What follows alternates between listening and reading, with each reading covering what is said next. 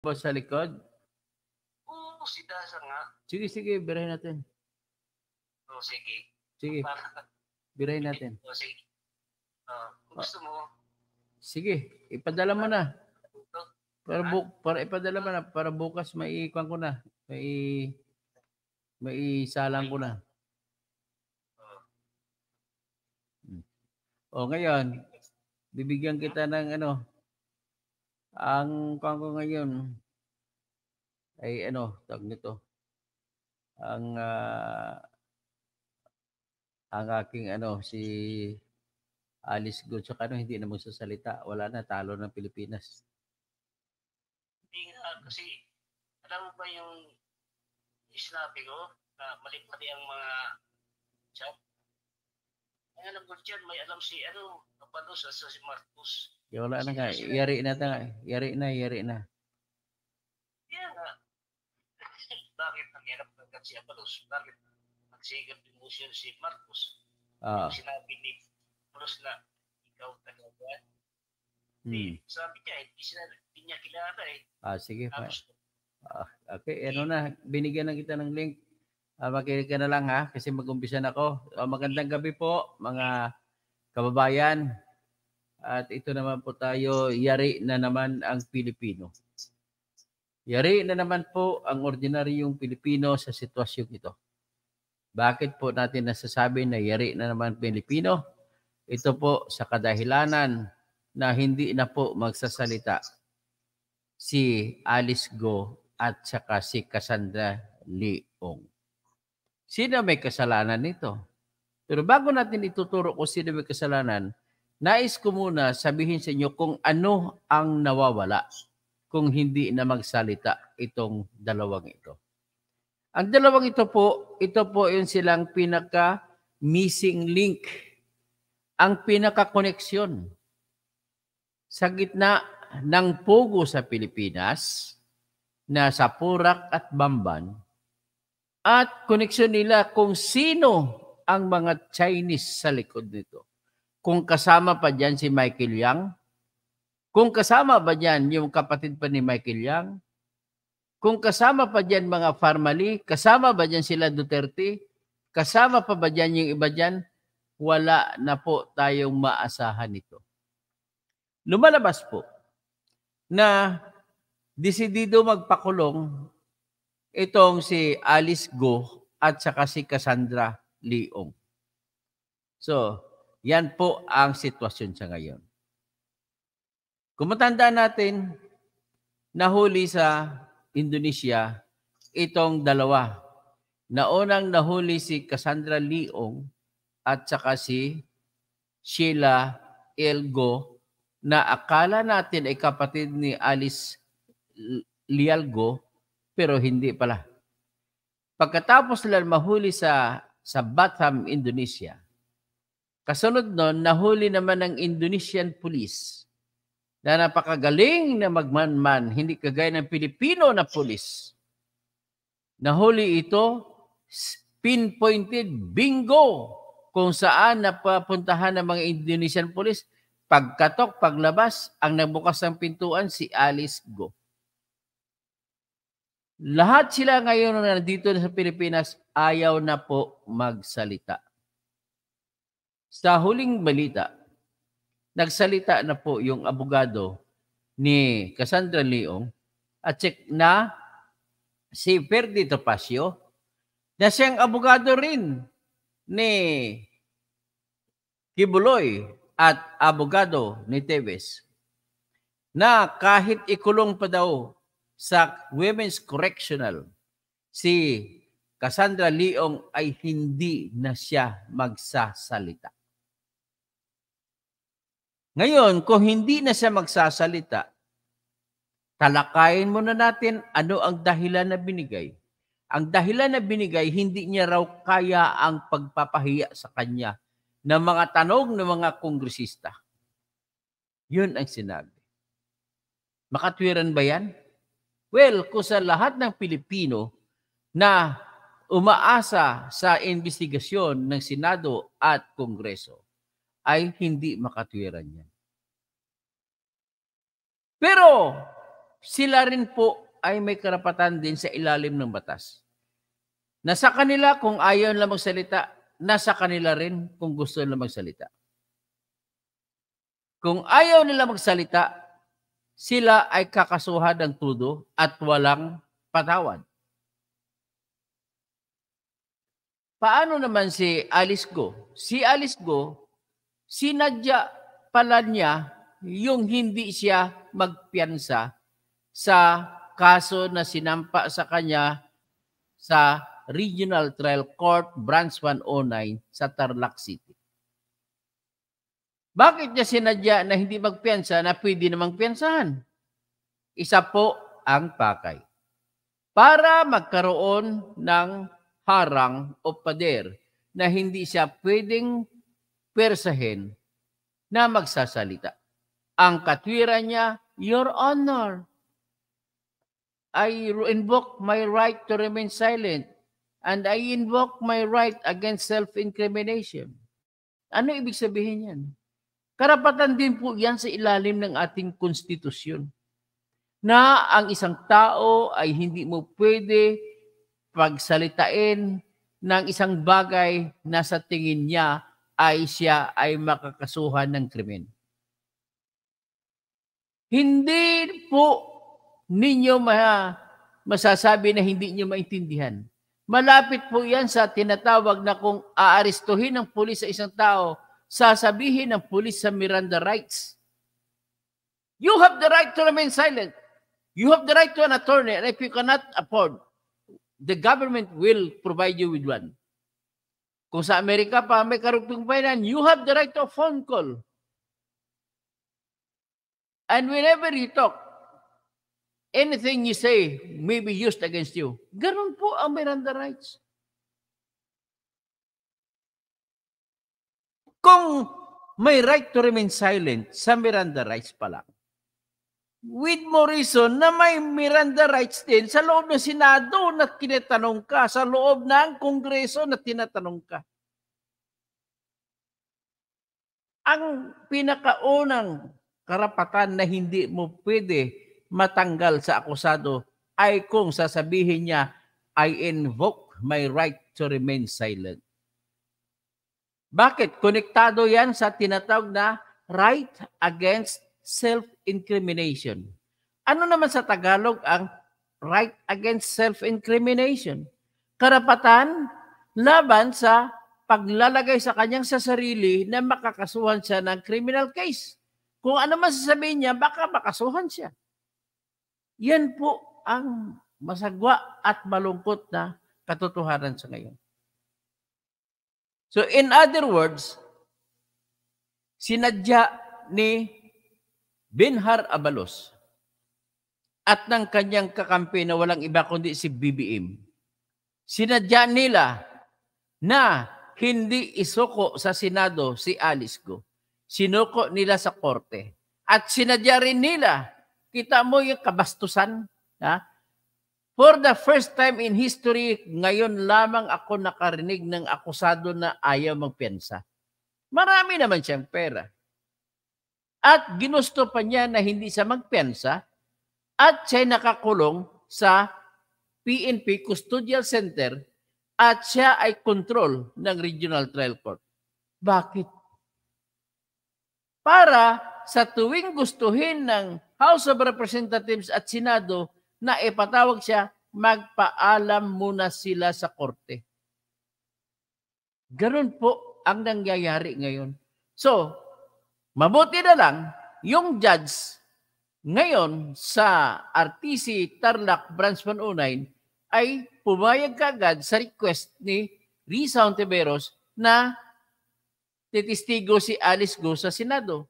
But then the problem is, can Risa Hontiveros, Win Gatchalian, and other senators compel Alice Go to speak? The answer is a big doubtful no. Bakit doubtful? Duda na. Hindi na yan magsasalita. Sasabihin kasi klaro, may kaso eh. Yan po ang resulta niyan. So, ibig sabihin, nakikita ko dito na mayroong sabwatan na nangyayari sa gitna ni Abalos na siyempre sumusunod lamang sa utos ni BBM at ng ombudsman na si Samuel Martires. Isampa nila kagad ang kaso para pwede nila ngayon gamitin nila ni Alice Go na hindi pa sasalitain. Ganon din si Cassandra Leong. Nagsakit-sakitan sa House of Representatives. Bumaba ko ng sugar niya. Bumaba ko ang kanyang blood pressure. Kaya, winheelchair siya. At nung dumating na pagkatapos nun, pumayag na siya na magsasalita ng lahat. Pumayag na nga siya na pipirma ng waiver na papayag siya na buksan ang lahat ng kanyang bank account. Pero ngayon, ayaw na, binawi na. Ibig sabihin po, may mga kamay na malalaki rito sa likod na gumagalaw. At ang pakay po, ladies and gentlemen, dapat maghanda na po kayo Pilipino. Maghanda na kayo. Makikita na ninyo ang pinakawalang hiya na mangyayari sa buhay ninyo, makikita nyo ngayon. Ang ugat lamang dito ay pera, bilyones na ibibigay ni Alice Go at saka ni Cassandra Leong na magagaling sa boss nila ang dalawa, iisa lamang ang boss nila. Para gagamitin na sa kampanya at ibulsa nila. Ganon po ang kwento sa likod ng lahat ito. Kaya po, planadong-planado ito pati pag-raid ng PAOK. Pati PAOK kinasangkapan dito. Sinadya po yan na i-raid para makalikom sila ng pundo gagamitin sa eleksyon sa 2025. So ngayon, sa kaso na sinampa laban kay Alice Go, ang tawag sa kasong yun, maliban sa trafficking, ang trafficking kasi, ang kaso nito ay yung pagsagawa mo ng isang aksyon kung saan nagre-recruit ka ng mga tao at gagamitin mo sa pag-abuso sa trabaho at yung pinatay nyo pa. Kung ayaw magtrabaho, pinatay nyo pa. Yan ang trafficking. Nagiging qualified trafficking. Non-bailable. All right, non-bailable. Tapos, ang kaso naman isa sinampa sa kanila na kung saan kasama si Cassandra Leong kay Alice Go sinampa pero dinawit si Cassandra Leong. Bakit? Para malagyan ng legal na busal ang kanilang bibig na hindi sila pwede pasalitain. So, ang kinaso, 32 counts of money laundering case laban kay Alice Go, kasama si Cassandra Leong. At kasama pa rin siyempre mga Pilipino dyan, kasama si Dennis Cunanan. Kasama ang iba pa dyan. Ano ba yung kasong money laundering na kriminal? O ito, para maintindihan ninyo, sa simpleng Tagalog, ang kasong money laundering, ikaw ay makukulong kung ikaw ay nagtransaksyon. Ang transaksyon, pag sinabi mo, bumili, o nagdeposito, o bumili kung ano, ginamit mo yung pera, pero yung pera na ginamit mo, napatunayan na nanggaling sa masama. Yung masama, ibig sabihin, krimen. So, ang pwedeng krimen na pinanggalingan niya ay droga. Wala namang iba ditong pinagbasihan to. Kasi nga, yung pugo-pugo nila na ginagamit, lumalabas na puro scam. Hindi yung pugo na dito yung sugal, dito yung casino, pero yung tayaan doon sa China. Iba yun. Ito dito, nakikita mo scam.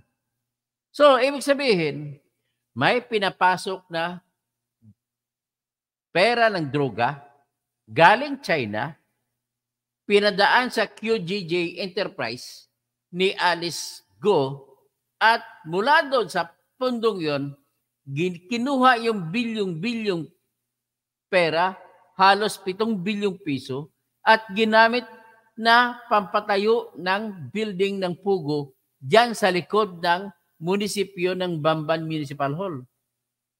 Yan yung Pugo sa Banban na pag-aari ng Baufo. Corporation. Ang Baufo Corporation ay tinayo na siyang magmamayari ng mga gusali at lupa. Ang tanong, saan nanggaling ang pera? Na-discover na yung pera nanggaling sa China. Pinurwad, bumasok sa account ng QJJ. Ito ngayon ang pinaka-problema natin. Nanggaling sa labas, paano mo mapatunayan na droga pinanggalingan yan? Kung hindi na magsasalita si Alice Go, kung hindi na magsasalita si Cassandra Leong. Napakahina o sinadya nila yan. Kasi kung ako ang nangungulo, kung ako ang Pangulo ng Pilipinas, ang gagawin ko, hindi ko ibibigayan yung trabaho sa mga sekretary ko. Ako na mismo ang kakausap kay Alice Go at saka Cassandra Leong at ako na mismo aalok sa kanila, hindi kayo mabibilanggo. Protektahan ko kayo, magsalita lamang kayo, ituro ninyo ang Chinese drug lords o di kay si Duterte o si Michael Yang na sa likod nito lahat. Dapat sana ganun ang ginawa. Ngayon hindi. So ngayon, kung hindi, ano ibig sabihin yan? May posibilidad pa po na mangyari na matatalo ang Philippine government sa kasong money laundering. Bakit? Matatalo ang Pilipinas, mahalaan ang Pilipinas sa money laundering kung hindi mapapatunayan na galing sa masama ang pera na ginamit sa pagpapatayo ng pugo. Ganun lang kasimple lang po yan. Kita nyo na yung talino nila ginagamit sa kasamaan at kinakasangkapan dito ni Marcos si Abalos. Gusto lang nila makuha yung pera. So ngayon, kung matatalo ang Pilipinas, anong ibig sabihin yan? Mapipwersa ang Court of Appeals na magbibigay ng utos dahil sa hindi nyo napatunayan na galing sa masama ang pera ni Alice Go, ni Cassandra Leong, ay ibinabalik na ng Court of Appeals kay Cassandra Leong tsaka Alice Go yung pera na bilyon-bilyon. Ganun lamang po ang magiging epekto niyan. So sino niyan may pakana niyan? Walang iba. Sino ba nagsumundo kay Alice Go? O sino sumundo kay Lialgo, kay Sheila Lialgo at Cassandra Leong? Di ba kayo rin?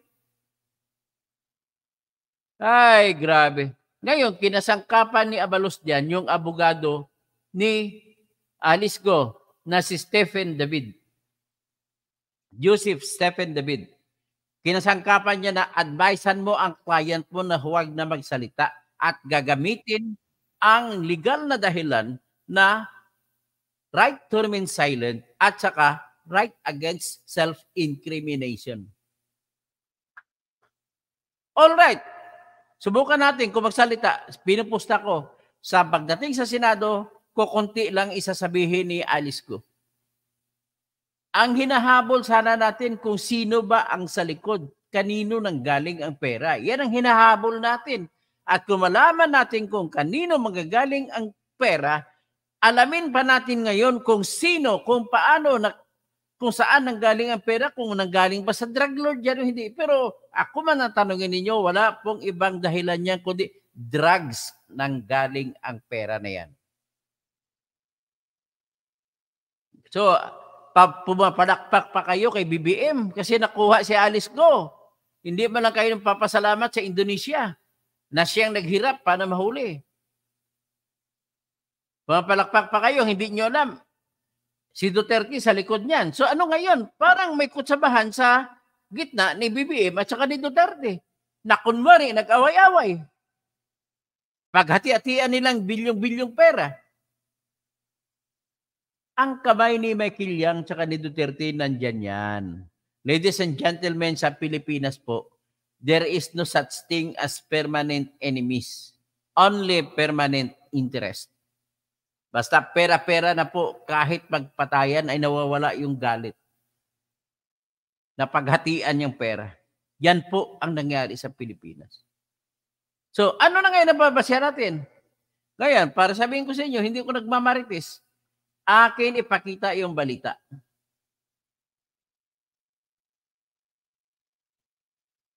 Yan. Una, ipakita ko yung kay Cassandra Leong.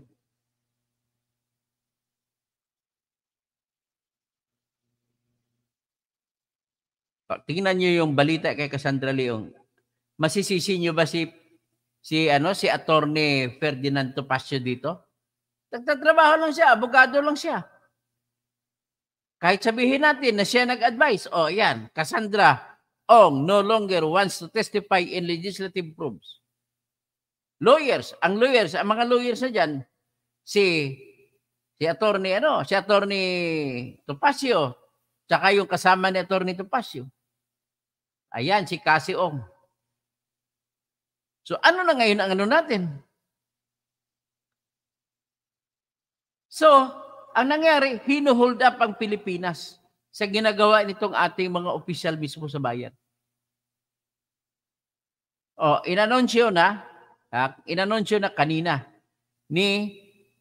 ng kanyang abogado na si Ferdinand Topacio sa isang media forum sa Kamuning Bakery Cafe sa Quezon City na magpapadala sila ng sulat sa Senado na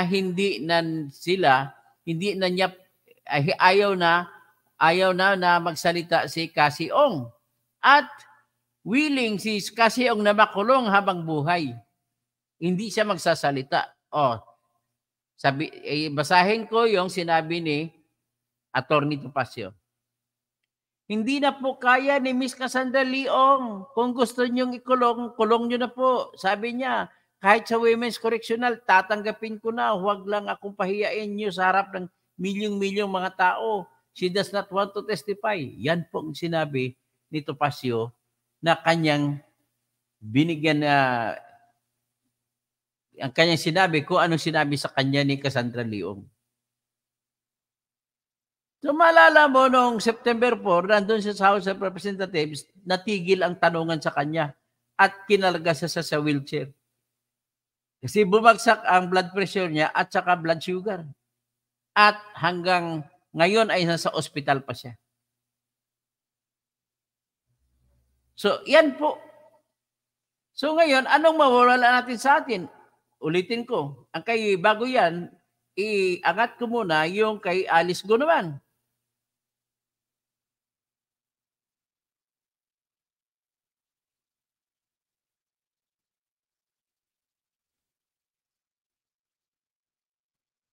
Ito naman ang sabi ng abogado ni Alice Go. Lawyer, pending cases we keep Alice Go from telling all. Kakunti lang sasabihin niya, hindi niya siya magbabanggit kung saan nanggaling ang pera na ginamit niya. Paano ngayon yan? Miss Pyra Lucas na chairwoman ng United Filipino Against Crime and Corruption na nandyan siya ngayon sa Zamboanga. Paano ngayon yan? Dr. Luciano Gahotos ng Katarman. Paano gagawin natin ngayon yan? Mga kabunyog, anong gagawin natin yan? Attorney Manny Saez dyan sa Naga City. Lawyer ni Alice Go, pending cases may keep Alice Go. Sinadya yung kaso na yun na walang kwenta, sinampa sa Bamban sa Tarlac para magagamit ni Alice Go na panaming na hindi siya mapipilit na masasagot sa mga tanong. Sabi ni Stephen David, abogado niya, he has advised his clients to tell the truth, but he is also bound to but he also informed her that she has the constitutional rights. Kunwari na lang yung abogado, alam mo naman, siyempre, ganun talaga ang abogado. Ganon din si Harry Roque. Si Topacio sa kanyang client. So nakita niyo ng epekto? Ang epekto ng drama ng ating mga opisyal sa bayan. Ang problema kasi sa kanila, iniisip nila na kaya nilang lukuhin ang Pilipino, na hindi maintindihan ng Pilipinas at ng Pilipino kung ano ang nangyayari.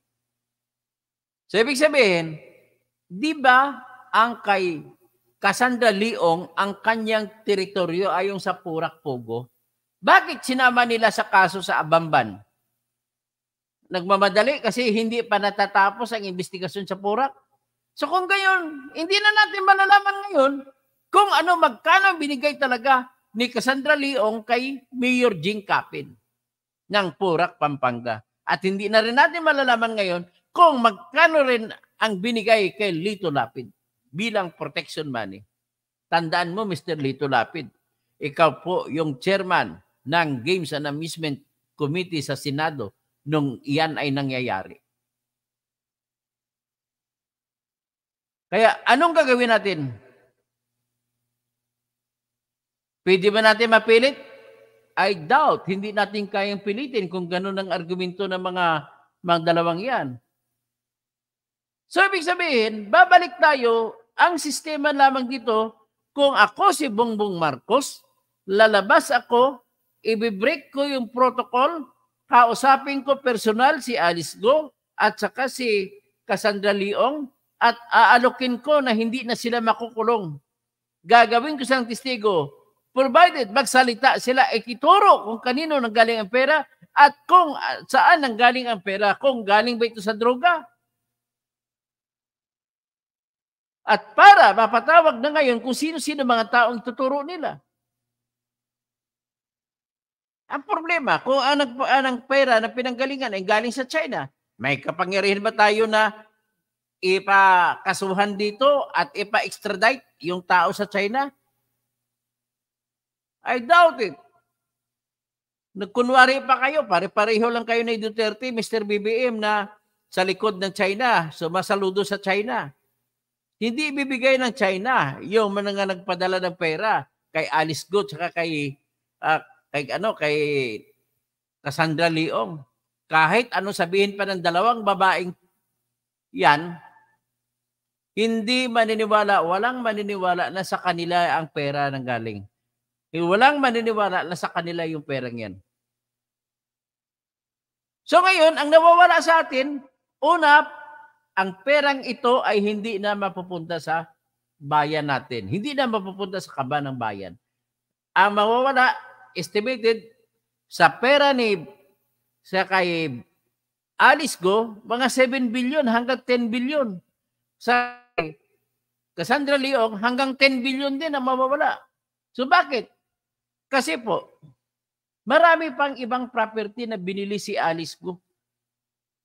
Nakapangalan sa kanya. So, tinatayo ko po, umabot mahigit 15 billion pesos ang nakapangalan kay Alice Go. Ganon din po kay Cassandra Leong. Yung mansion doon sa Purak na nahuli, doon sa resort doon, 2.5 billion yun. Ang halaga, sabi ni Cassandra Leong. So, anong gagawin natin ngayon? Start na tayo, wala tayong ibang magagawa. Mag-ingay at mumurahin natin sila sa Facebook natin, saka sa Instagram, saka sa Twitter. At mag-TikTok kayo ng pangkontra dito.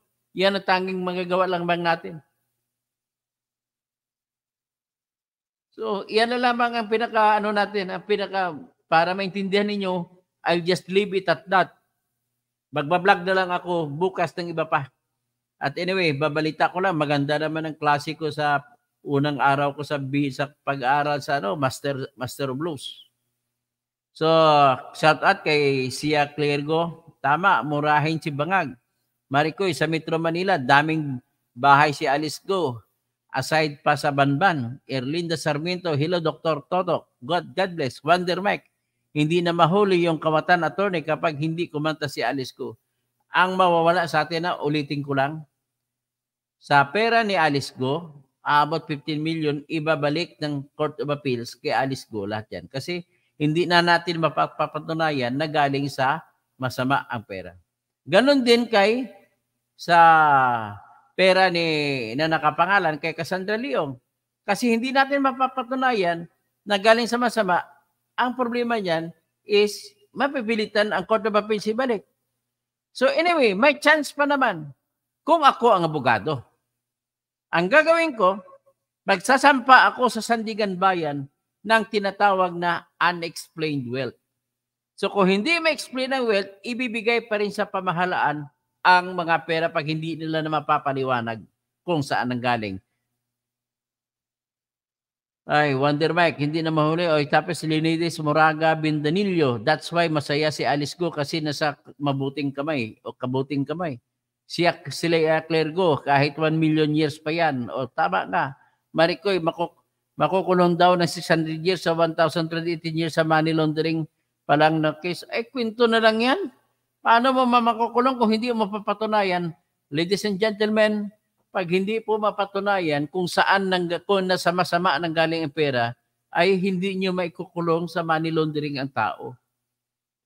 Ang krimen na money laundering, tandaan, ay pagbibili ng kung ano-ano gamit ang pera na galing sa illegal, galing sa krimen.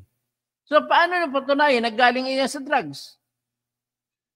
Wala. Hindi naman pwede sabihin galing sa trafficking. Kasi ang trafficking, hindi naman yan isang krimen na makakakuha ka ng pera. Iba yan. Kundi krimen lang yan na wala ka makukuha ng pera. Ngayon, sabihin na, ipapatunayan na. Yung mga scam, ay naku, ang hirap patunayan ng scam.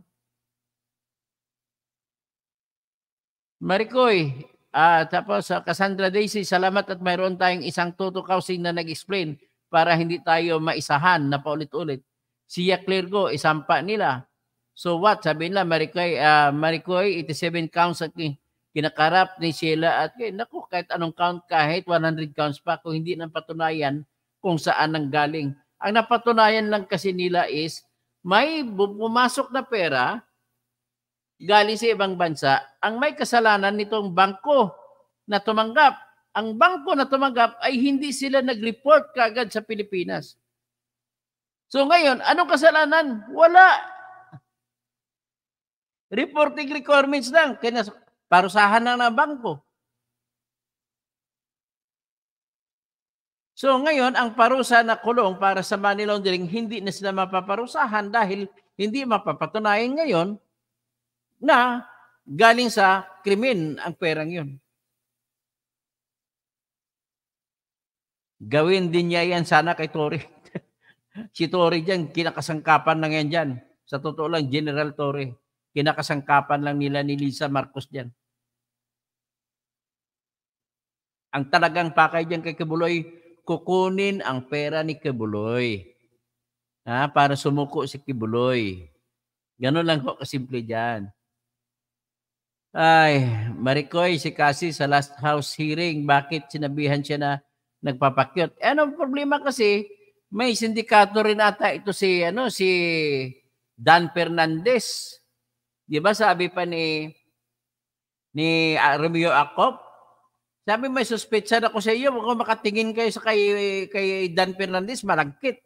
Ganon din si Dan Fernandez, malagkit din. Nagtinginan kayo sa isa't isa, malagkit. Ano ibig sabihin nun? Ibig sabihin, nakipagkutsaban na rin si Dan Fernandez. Kung kay Dan Fernandez, pwedeng hindi utog yun, kundi perang habol. Siya, Clergo, pagpakulong si Cassandra, BIP, Marilo Inday Patino, si Toto Kausing ang gulo-gulo ng dramahan sa Pilipinas. Jerry Calonstet ikulong sa Bilibid, gaya ni Senator Leila, walang TV, walang cellphone, walang visitor. Ay, sa kwento lang yan. Sa totoong buhay, hindi po mangyari, meron yun. Maricoy, sabi ni Tupacyo, kinawawa ang sino? House hearing, sabi ni Maricoy, Maricoy pala, mas gusto ni kasi harapin ang kaso niya kaysa sa court kaysa kay house hearing. Si Yogo Sipi, send her to the worst penal colony and let the Filipino prisoners give her a taste of what it is to be imprisoned. Nako. Si Maricoy, true, Atty. Toto, mas gusto ni kasi na makulong sa sinabi niya kaysa last quad committee hearing. Tapos siya Clergo, Trillanes, puro haka-haka lang, kaya until now, di na makabalik. Noli Cordero, si D. Dapat yan, sa totoo lang, pag magsalita yan, pasok si Duterte dyan, pasok si Michael Yang dyan. Leonidas Moraga Bindanillo, good evening, Doc Toto. Homecast cast. Duterte son for sure is one of them. Trillanes was right all the way. Susi Erasas, bastos kasi magtanong mga congressmen. O nga, totoo lang. Dapat, malumanay naman sila magtanong. Maricoy, puro na nga scripted ang mga sagot ni Nakasi at Sheila. Kasi tinuruan na nga nila, kakampi nila lang tatanong eh. Si Clergo, Hussein Abato, drugs at ransom, pera ngayon ng Pugo. Maricoy, hi, never ako makapabilib kay Marcos, may history siya na corruption. Marilo Fabian, Frederick Floro, Iloro, good evening, Adel Toto, Kausing, yan, future senator, the best, God bless, God help. Hugh Giuseppe, Filipinos should demand for transparency. It could only be achieved in the legislative hearings in the upper and lower houses. So, magandang gabi din, Maricoy, sabi ni Alolalia. Ken Katalbas, ikaw na lang kaya mag-president. Kung ako mag-president, nako, sigurado yan, aasinso ang Pilipinas. Itaga niyo pa sa bato. Kaya Alfredo Hingpit Jr., si BBM walang talino na ganyan, kundi galing kay Director Lam. Ba, si Lisa Araneta Marcos, saka si Marcos, BBM, nagsakalan. Oh, hinatid sila, pare-pare, grabe. Hinatid silang dalawa ng helicopter sa St. Luke's. Buti na lang, nakasurvive. Kundi nagkamatayan silang dalawa. Full heart, naniwala ako kay Toto Kasing, kawawang Pilipinas. Good evening. Use CP, it's all for the show. Ganun naman talaga, for the show naman. CC, Mafia, Hussein Abato, wala talagang mangyayari sa bansa natin. At mga mamayan, imbis na inaasahan na natin ang tagapagtanggol. Maricoy, Ray Comcom, magandang gabi po, Sir Toto, Alolalia, Kotaro TV, Joel Gabo, Gago pala Abalos at BBQ, Buesit, o Cesar Iriarte, ang lawak ng analytical thinking mo, Sir Toto, you are naman. Thank you po. Jody Nabo, ibang naman ang kaso ni Go sa RTC Tarlac sa mga kinakaharap niyang kaso sa DOJ, BI Ombudsman. iba pa yun sa DOJ. Ang sa Ombudsman, meron siyang, pero dismiss na siya eh, wala na tapos na siya sa kaso sa Ombudsman. Kasi ang Ombudsman ang nagsampa ng kaso sa Tarlac, RTC. Sa Senado, wala naman siyang kaso, kundi siya ay nakukulong lang dahil sa contempt. Marilo Fabian, wala na tayong pag-asa mga Pilipino. Jerry Calonstedt, pag di siya sasagot, ikulong sa Senado, ay wala din. Kasi ayaw na nga, wala na pakialam silang dalawa makulong eh. Si Alice Go, ayaw umalis doon. So, doon gusto niya, doon sa kulungan na lang ng PNP, Custodial Center. Alolalia, Marilo Fabian, Epin de la Rosa, sino pa, Judy Nabo. Ibang naman ang kaso ni Go sa RTC, sa Tarlac, bang kinakarap niyang kaso. Kaya ang problema niyan, hindi na siya maalis doon. Okay, Marilo Fabian, sino pa, El Mungue, Joel Gabo, ATC Junior, Pres Perez, Cherry Boo, tapos Mamaril, wala nang kayong pakialam. Kahit sa ikulong sa Women's Correctional, wala nang pakialam. May mga laro, mga bata mismo ni PBBM, sabi naman ni Pyra Lucas. Antonio Lampa, very sad for all God-fearing persons. Rolando, madami kasing gugulong ng ulo mula sa nanay ng gobyerno. Sana kaya sakripisyo mangyari. Christopher Talabukon, magandang gabi, Engineer Dr. Tokasing. Kailangan na mabago ang batas natin sa pamamagitan mo bilang senator. Happy Arante Peñaloso. Jappy pala, hindi happy. Watching from Kiyot, Cebu City. Mayong gabi, dihabay sa Cebu. Pres Perez, special treatment sa kulungan. Lourdes Valley, good evening. Maria Alexandra Togas, Oching, kumusta? Magandang gabi. El Mungue, Bustoto, how to donate. Dito po, send it to my GCash. Pwede rin po, ikang kumamaya. Jericho Lonstedt, pwede rin po sa aking PayPal, sa aking email address na totokausing@yahoo.com. Cassandra Daisy, good evening, Dr. Engineer Toto Kausing. Mindagahi, watching from Rome, Italy. Xiao, si Jeffrey Cabigon, maayong gabi, Senador. Sabing Galupa, okay lang, kung di magsalita, ikulong na lang. Jericho Lonstedt, Leo Dicano, Bobby Mazo, Dalia Ayad, all walks of life. Yan po, no? Ang lahat ng sinabi natin, no? Sino pag iba? Maricoy, Antoinette Aban, Cardo Costales, Cutie Boy 69. Tapos si Edgardo Uri, Rizalino Ansiro, Something Fishy, Helen Baguio, Naimbag Rabi, Apo Senator Toto Kausing, Naimbag Rabi, kada kayo amin, mga kapsat, mapiabingi, mga kabalin. Tapos si Salvi Villalba Benitez, scripted lang naman, Masanto Silabi sa mga kamag-anak ko dyan sa Pangasinan at lahat sa Pangasinan. Kay Jaime Aquino, mga Masanto Silabi. Sa mga pamilya Makaraig dyan sa mga sa Pangasinan. Evelyn Lucero, puro ka lang dramahan ng palayan, attorney. O drama lang talaga yan. Ayla Feliciano, contempt sila tapos kulong. Cutie Boy, Toto Kausing for Barangay Tanod, kalaban nito. Jamail Ali, sana ma-discuss mo po sa next vlog po ang Neri versus Senate. O yan, i-discuss ko ang Neri versus Senate. I-apply ko rito.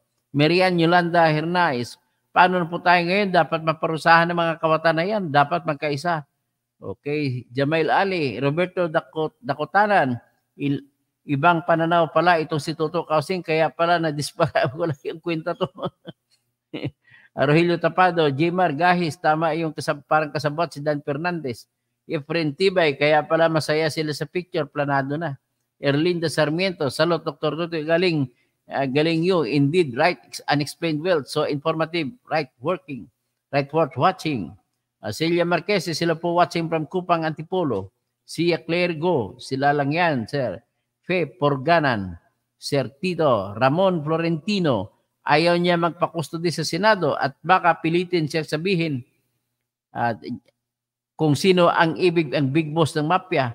Kusay na Bato, okay. Polo Carpio, ipo ay ang PhilHealth Fund of 90 billion at 30 billion na transfer. Nako. So si Arasas, ang problema kasi sa Supreme Court natin, mabagal pa sa pagong kung gumalaw. Yan ang pinaka-problema natin numero 1. Kung mabilis sana sa Supreme Court natin, hindi sana maubos yung pera natin. Kita mo, nagsampa na ako ng petition sa Supreme Court na huwag gastahin yung 12 billion sa COMELEC at huwag gastahin yung 26.7 billion yan sa ayuda funds at huwag gastahin yung 276 billion na unprogrammed funds para sa na pinasok para sa DPWH. Naku. Kasama diyan ang flood control project na hindi mala nakasama sa regular na hiningi ng DPWH, hindi hiningi ng DSWD pero nakapasok. Ay nako, Marian Yolanda Hernandez, thank you po sa iyong sticker. Antonio Aban, ikaw na po ang katulong ni Senator Risa next year sa Senado. Sana nga. Leonidas Moraga Bintanillo, masaya si Alice Go. Bueno Balbierong Carta. China Justice to all EJK victims. Edgardo Torres, Baya Pabingi. Hazel Ane Incluna, parang masasakop na tayo ng China, nakakalungkot. Maricoy Alexander Tandi Mayuga. Cardo Costales, Maricoy Antonio Aban, Rizalino Ansiro. Ayan po lahat, Salvi Villalba Benitez, Armando. Tapos Ayla Feliciano. So magandang gabi po sa inyong lahat.